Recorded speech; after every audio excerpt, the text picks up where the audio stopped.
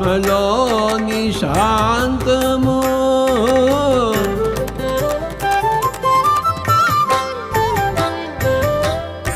ఆత్మలోని అభయము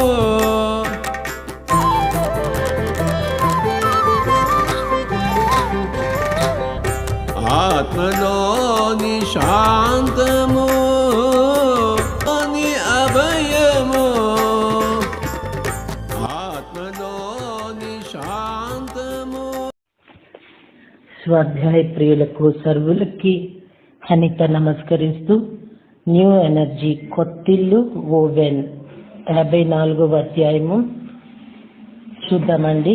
మన new energy కొత్త ఇంట్లో ఎక్కువసేపు గడపమంటున్నాడు మనల్ని టోబియాస్. అటు ఇటు తిరగటం ఎక్కువైపోయి మన కొత్త ఇంట్లో ఎక్కువసేపు గడపడం లేదట. మన న్యూ ఎనర్జీ కొత్త ఇంట్లో ఒక వంటిల్లు ఉన్నదంటూ అటువైపుకి తీసుకుపోతాడు మనల్ని టోబియాస్. మన వంటిల్లు ఎంతో పెద్దది, అందమైనది. ఆ వంటింట్లో ఒక ఓవెన్ ఉన్నది. ఈ ఎనర్జీ ఓవెన్ మన ఎనర్జీని గుర్తు, మన ఆలోచనలో మనం ఏర్పరచుకున్న ఈ ఓవెన్ దివ్యమైనది. మనకి ఏదైనా సమస్య ఏర్పడితే దాన్ని ఆ ఓవెన్లో పెట్టమంటాడు.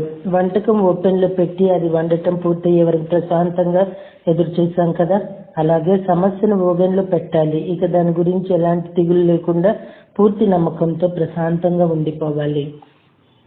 దీనిని ఉపయోగించడం మొదలుపెట్టిన కొత్తల్లో ఇతరులతో సంబంధం లేకుండా మనకు మాత్రమే ఏర్పడిన సమస్యను దానిలో పెట్టమంటాడు. అన్నప్రాసన రోజు ఆవకాయ పనికిరాదు కదా, కనుక చిన్న చిన్న సమస్యలను మొదట్లో అందులో పెట్టాలి. అవి తీరినప్పుడు మన మీద మనకే నమ్మకం ఏర్పడడం మొదలవుతుంది. అప్పుడు ఇతరుల ప్రమేయం ఉన్న మన సమస్యలను అలాగే పరిష్కరించుకోగలుగుతాము. మనం మొదట్లోనే క్లిష్టమైన పెద్ద సమస్యలను ఓవెన్లో పెట్టామంటే అవి నెరవేరటం బాగా ఆలస్యమయ్యేసరికి మనకు నమ్మకం సడలిపోతుంది. కనుకనే మొదట చిన్న చిన్న వాటిని పెట్టాలి. మనం ఇంకా నేర్చుకుంటున్నాం కాబట్టి తడవకు ఒక సమస్యను మాత్రమే ఓవెన్లో పెట్టాలి. పెట్టి 24 గంటల నుంచి తీసేయాలి. ఫలితం వచ్చిందో రాలేదో చూసుకుని అవసరమైతే మరో 24 గంటల పాటు పెట్టాలి. ఇది అనుకూలించినప్పుడు ఎన్ని సమస్యలైనా ఎలాంటి సమస్యలైనా పరిష్కరించుకోగలుగుతాం. దీని పరిష్కారం కోసం మనం ప్రార్థన కానీ సంకల్పం కానీ చేయనవసరం లేదు. మన దివ్యత్వంలో నమ్మకం ఉంచి దానిని ఓవెన్లో పెట్టేయాలి.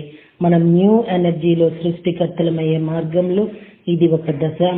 అన్నం తినేసి అది అరిగిపోతుంది లెమ్మని ఎలా ప్రశాంతంగా ఊరుకుంటామో అలాగే ఓవెన్లో విషయాన్ని పెట్టి అది పరిష్కారం అయిపోతుందని ప్రశాంతంగా ఉండిపోమంటాడు టోబియాస్. సమస్య వచ్చినప్పుడు దాన్ని స్పిరిట్ మనకి ఇవ్వలేదని, మనమే దాన్ని తెచ్చుకున్నామని ఎరుక ఏర్పరచుకోవాలి. న్యూ ఎనర్జీని ప్రేమగా అల్లటం కోసమే మనం సమస్యలను తెచ్చుకుంటున్నాం, అంతేగాని ఏదో తప్పు చేసి శిక్షగా కాదు. ఇలా ఓవెన్లో పెట్టిన సమస్యలు న్యూ ఎనర్జీలో సహజ పరిష్కారాన్ని తెస్తాయి. ఒక అద్భుతమైన కొత్త ఎనర్జీని సృష్టిస్తుంది ఈ ప్రక్రియ. తిరిగి టైలర్ కథలోకి వస్తే ఆమె తన పర్సును అంటే ఆర్థిక పరిస్థితి బాగుపడాలని ఓవెన్లో పెట్టింది. వారం తిరిగేసరికి ఆమె ఉద్యోగం పోయింది. ఏం జరుగుతున్నదో ఆమెకు అర్థం కాలేదు. అయితే ఓవెన్ మీద తన దివ్యత్వం మీద నమ్మకం మాత్రం సడలేదు. తనకు పుష్కలంగా ధనం ఉండాలంటే తన ఉద్యోగమే దానికి ఆటంకమని ఆమెకు తెలుసు. తనను అది కట్టి పడేసి పరిమితులు ఉంచింది. తనకి ఇంకో ఉపయోగపడిన అనుభవాలు ఇస్తోంది. పుష్కలంగా తనకు డబ్బు రాకుండా పరిమితులు ఏర్పరిచింది. అందుకే ఓవెన్ ఆమె ఉద్యోగాన్ని మార్చింది. తన ఉద్యోగం పోగొట్టుకోగానే మొదట్లో టైలర్ భయపడింది. దాంతో తన భయాన్ని కూడా ఓవెన్లో పెట్టింది. అంటే తన భయాన్ని తన దివ్యత్వానికి అప్పగించిందనమాట. కొత్త కొత్త పరిస్థితులు ఎదురవసాగాయి. వాటన్నిటినీ ఓవెన్లో పెట్టేది. చివరికి ఆమె దివ్యత్వం ఆమెకు సరి అయిన బ్యాలెన్స్ ను సమకూర్చింది. టైలర్ తన్ని తాను నమ్ముకున్నది. తన సమస్యలను ఏంజల్స్ కో, మార్గదర్శకులకో, స్పిరిట్ గా అప్పగించలేదు. మన దివ్యత్వంలో ఉన్న అందం, బ్యాలెన్స్, ప్రేమ అన్నిటి గురించి మనం తెలుసుకుంటాం. మన దివ్యత్వం మనం ఎంతకాలం నమ్మలేదు. మనం అలా నమ్మడానికి అనుకూలంగా లేకపోయింది. భూ ఎనర్జీ కూడా ఇప్పుడు అది అనుకూలంగా ఉన్నది. మనకేదైనా అర్థమయ్యేలా చెప్పాలంటే పోలికలతో చెప్తే బాగా అర్థమవుతుంది టోబియాస్ ప్రయత్నం. అందుకే ఓవెన్లో పెట్టండి, తీయటం అంటూ చెప్తుంటాడు. ఆచరణలోకి వచ్చినప్పుడు మనం ఓవెన్లో పెట్టినా పర్వాలేదు. లేకపోతే పరిష్కారం తోచిన ఆ సమస్యను తలుచుకొని అది పరిష్కారం ఎలా కావాలో మనం సూచించకుండా కావలసిన విధంగా అది పరిష్కారం అవ్వాలని అనుకుని మానసిక మౌనంలోకి వెళ్ళిపోయి శ్వాసను గమనిస్తూ ఉండిపోవటమే. ఏం జరుగుతుందో, ఎలా పరిష్కారం అవుతుందో చూసినప్పుడు మనకే చెప్పలేనంత ఆశ్చర్యం వేస్తుంది. పిట్టగోడ వెనకాల నిలబడమని టోబియాస్ చెప్పిన దాన్ని ఆచరించి తనకు వచ్చిన అనుభవాన్ని ఒక శాంబ్రా వివరించాడు. ఇది ఈ ప్రాసెస్ లో మనందరికీ వచ్చే అనుభవమే. మనుషులకు దూరంగా ఉండటం మనం మొదలుపెట్టినప్పుడు దశల వారీగా మనకు కొన్ని రకాల అనుభవాలు వస్తాయి. మొదట్లో అన్నిటినీ పట్టించుకుంటూ ఉండేది మనం దూరంగా ఉండటం అలవర్చుకోవాలని నిశ్చయించుకున్నాక అది సహజంగా దూరం అవటం కాదు గనక బలవంతంగా ప్రయత్నపూర్వకంగా దూరంగా ఉంటున్నాం కనుక మొదట్లో కొంతకాలం ఎవరి కర్మ వాళ్ళే అనుభవిస్తారు లేమ్మా అని బయటికి ఊరుకుంటాం. కానీ అలవాటు పడిన మనసు ఊరుకోలేదు కదా. గతంలో పెద్దగా అనేసే మాటలన్నిటినీ ఇప్పుడు తనలోనే అనుకుంటూ ఆ వ్యక్తి తన ఎదురుగా ఉన్నట్లు మనసులోనే ఊహించుకుని పోట్లాడేస్తూ తిట్టేస్తూ ఉంటుంది. కొన్ని రోజుల పాటు మనం మనుషుల గురించి మానసికంగా మరింత దూరంగా ఉండటం మొదలు పెడితే, అంటే పిట్టగోడ వెనక నిలబడి మొదలు పెడితే మన మనస్సులో నిరంతరంగా వాళ్ళతో నెగిటివ్ గా వాదనలు చేసుకుంటుంటాము. మాటలు విపరీతమైపోతుంటాయి. అది మనకు నచ్చదు. హార్మోనల్ ఇంబ్యాలెన్స్ వల్ల అలా జరుగుతుందని సరిపెట్టుకుంటాం కొందరం. కానీ అది నిజం కాదు. కొంతకాలానికి ఆ మాటలు తగ్గుముఖం పడతాయి. మన ప్రవర్తనలో కోపం పాలు తగ్గుతూ వస్తుంది. దీనినే నెగిటివ్ వాదనలని చెప్పుకున్నాం. పిట్టగోడ వెనక నిలబడ్డాన్ని ప్రయత్నపూర్వకంగా ఆచరించాలి. మొదట్లో ద్వంద్వత్వంలోకి పడిపోతూనే ఉంటాం. ఒకదానికి ఒకటి దూరం జరుగుతున్న రెండు భూముల ఎనర్జీని అనుభవిస్తూ వైనమట ఇది. కొందరిలో అనుబంధాలు, కొన్ని రకాల అనుభవాలు ఇంకా కొనసాగటం సబబు కాదు.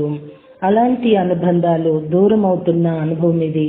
తలలో మాటలు వినిపిస్తున్నాయంటే ఇంకా వాటితో ఎన్నో రకాలుగా కనెక్షన్ ఉన్నట్లే లెక్క.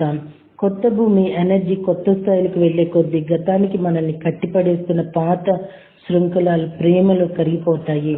అవి ఖరారుగా నెమ్మదిగా కరిగిపోతాయి. మనసులో విపరీతంగా మాటలు వినిపిస్తున్నాయని మనం కంగారు పడుతుంటాం. అది రిలీజింగ్ ప్రాసెస్ లో ఒక భాగం. అలా మనసులో చర్చలు జరిపినప్పుడు పిట్టగోడ వెనక నిలబడి మన జీవితంలో ఘర్షణను, సమస్యలను తెచ్చిపెడుతున్న వారిని సైతం మనం గౌరవించాలి.